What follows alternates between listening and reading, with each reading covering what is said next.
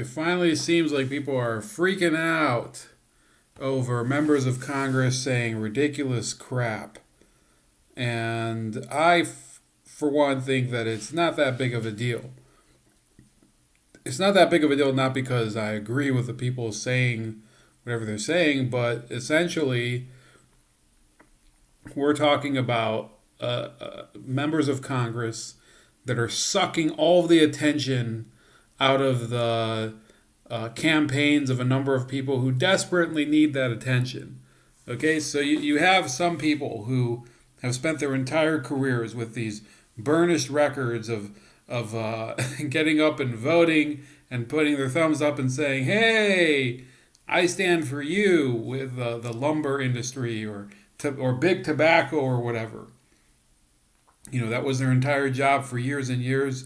They had to go every couple years in November to the voters and say, "Hey, vote for me. I'll keep your interests in mind." And they end up voting for like big pharma or big tobacco or something. And now, now they want to run for president. You have this Amy Klobuchar. You have who else? You now have people like Hickenlooper. You have. How many people are there already? You have a lot of people who are running for president right now. A lot of people, and they can't get any attention because you have a random three members of Congress that just can't shut the fuck up. and it's not that. I think everybody should be able to say what they believe in.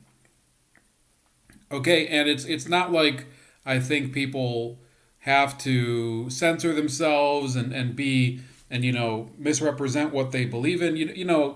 Just this past week, I've had like a conflict with my inner voice, I guess, over whether I agree with Donald Trump or Rand Paul regarding the decision to on the part of Rand Paul to support this resolution condemning the national emergency.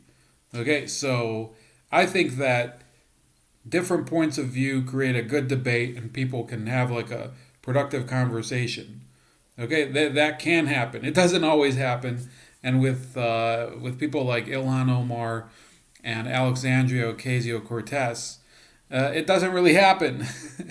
I mean, what are they actually accomplishing with what they're saying? Well, there is a debate about the role of lobbying in Congress, specifically the Israel lobby, and that debate is not going to go well for them, for these people, these members of Congress, because it happens to be that they take money from other lobbyists, and they're always talking about, well, why is it that you can have dual loyalties? You can have dual loyalty to two different countries and whatever when you're in Congress. Listen, these people, they'll go on Trevor Noah's show. Do you think Trevor Noah has any? He doesn't even have dual loyalty to the U.S. or any. He doesn't have any loyalty to the U.S. His show is all about dumping on America, and they go on his show, freewheeling, whatever. They go to Samantha Bee. A lot of them support Samantha. I don't know if they support her, but she's Canadian. So. Yeah, but by all means, say whatever you want. But if you really want to see what's the real effect of this, it's that these people, nobody cares about the issues that they're talking about. Okay, even in some cases, I'd say that once in a while they make a few good points. When there was the Elliott Abrams hearing, and the things Ilhan Omar was saying, it's not as if she was telling lies. There were real abuses committed in South America, and Elliott Abrams was part of the effort to paper it over and say, well, we're defending democracy in Central America. All good and well, I think that somebody has to say it, and why not her? But the fact of the matter is that she is full of crap. She comes from a country that was ravaged by war, not by the U.S., but actually, technically, Somalia was ravaged first through this intervention by Russia in a war between Somalia and Ethiopia. So actually, Somalia started a war with Ethiopia. It's kind of long and irrelevant story, but it's only relevant in the context of the fact that she comes from a country that itself was involved in a war of territorial dispute with Ethiopia, another country, that a third world country. So then her country falls apart completely because there's virtually nothing tying it together besides the military and the dictatorship, the Bahrain dictatorship. Again, something from history that nobody cares about because its relevance only crops up in the most trivial circumstances. So people are freaking out about Ilhan Omar, and they're like, "Oh, she's saying things that are abhorrent. We can't even hear them." You know what? Think about it this way: people are basically desperate right now for attention. Their campaigns, they have to go to these stupid, flapjack frying contests in the middle of Iowa, in the dead of, it's still winter here in the Midwest. Those of you bitches out there in, San Diego and the Gulf of Mexico, it's freezing cold up here.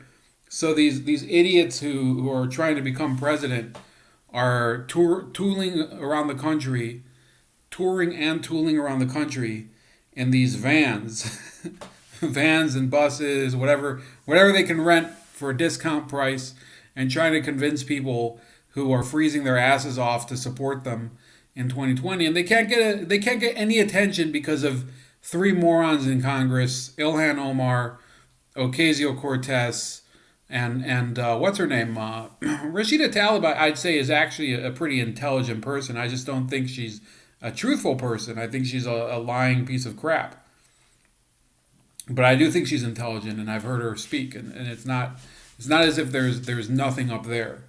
Okay, these people that we're dealing with as a country, some of them are more sophisticated, and the other ones are kind of there as kind of bear traps. You step in them, and people are stepping in them. Don't be so stupid to freak out over somebody like Ocasio-Cortez's every move. This thing today with the campaign violation, I think, could be a major story, but you don't go and freak out over something. And they're tracking her every move, the SUV, using the SUV, eating a hamburger or whatever. I get it that it's fun. I don't think it really matters.